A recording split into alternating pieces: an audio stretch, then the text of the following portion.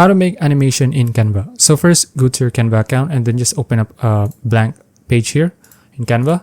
And then here, for example, we're going to create an animation using either the text or a page animation. So for this example, I'm going to use the text animation, and then you can just click on text here at the left side, then click on add a text box, and then just type in any text here that you want. So for me, I'll just use this your paragraph text here.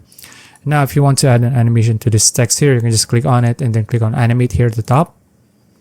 And then you can see all of the animations available here. Okay, so let's say you want to have the typewriter animation. You can see the animation here. It's changing into a typewriter animation. And then if you want to use the ascend, you can just do that.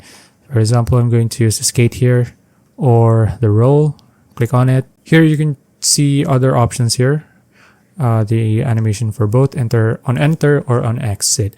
And then you can see the writing style here as well. As for me, I can't really choose any of the writing style here since it needs a Canva Pro. As you can see, the crown here.